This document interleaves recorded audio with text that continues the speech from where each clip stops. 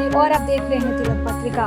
भाद्रपद कृष्ण पक्ष की षष्ठी को बलराम जयंती के नाम से भी जाना जाता है और इस दिन काशी में महिलाएं ललही छठ के नाम से व्रत भी रखती हैं। अभी हमारे साथ राम नरेश आचार्य जी हैं, जिनसे हम बातचीत करेंगे और जानेंगे इस दिन की विधि विधान से कैसे हम पूजा करें और इस दिन का विशेष महत्व क्या है। जी जय गणेश।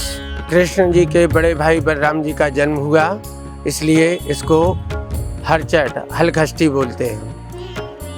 और यह कहीं कहीं चंदन खष्ठी के नाम से भी प्रसिद्ध है और लोग बड़े धूमधाम से इस व्रत को जो है मनाते हैं। इस दिन स्त्रियां पुत्र के लिए और माताएं पुत्र की दीर्घ आयु के लिए और अपने पति की दीर्घ आयु के लिए, पूरे परिवार की दीर्घ आयु के लिए यह व्रत किया करती हैं। प्राचीन काल से यह व्रत परंपरा अंतर्गत चला आ रहा है और आज के दिन व्रत में मुख्य रूप से कोई भी खेत का जुता हुआ खेत का अनाज लोग नहीं खाते हैं, ना कोई फल खाते हैं। आज के दिन जैसे कि गाय का दूध और दही भी पूजा में इस्तेमाल नहीं करते हैं। आज के दिन केवल और केवल भैंस का दूध और दही, जैसे कि एक गांव में एक ग्वालन थी और वह अपना दूध दही का धंधा करने के लिए आसपास के गांव में विक्रय करने के लिए जा रही थी, परंतु रास्ते में वह प्रसव से पीड़ित थी और उसको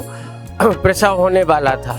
रास्ते में एक खेत के समीप जरिया के वृक्ष के नीचे उसने अपने बच्चे को जन्म दिया और उसका दूध दही खराब ना हो जाए, इसलिए पास के गांव में वह दूध और दही, गाय और भैंस का दोनों का दूध मिला हुआ था, वह बेचने के लिए चली गई। उस गांव की स्त्रियां समस्त माताएं बहनें व्रत थीं और उन्होंने कहा कि यह गाय का दूध है कि भैंस का, तो उसने कहा कि यह भैंस का दूध है। झूठ बोल करके अपना दूध दही पूरा जो है बेच दिया।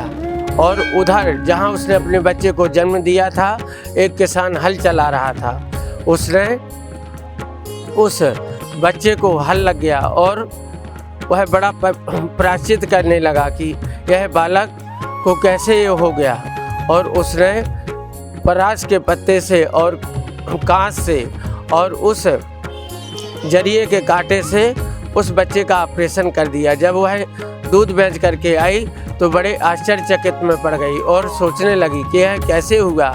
तो उसने सोचा कि आज इस गांव की माताएं सब व्रत हैं और मैंने झूठ बोल करके इनको जो है गाय का दूध दे दिया है।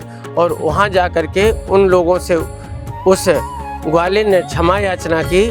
तब समस्त जो है माताओं ने उस ग्वालिन को आशीर्वाद दिया और जब पुनः वो आती है तो उसका बच्चा सकुशल और प्रसन्न मुद्रा में मिलता है। इसलिए यह व्रत पुत्र की दीर्घ आयु के लिए और जो है परिवार के जो है सुख समृद्धि के लिए माताएं बहनें करती हैं। जय गणेश जी। और इस पूजा में कौन कौन सी सामग्री हमें भगवान को अर्पित करनी चाहिए? इस पूजा में जैसे कि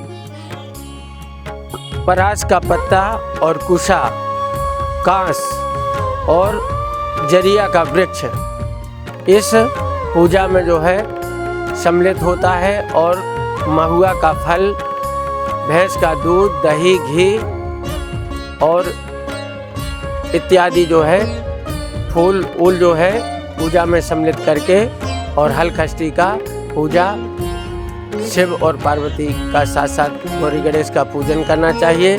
स्वस्ति वाचन पूर्वक अपने परिवार की दीर्घ कामना से, पुत्र की दीर्घ कामना से यह जो है हलखष्ठी का व्रत करना चाहिए।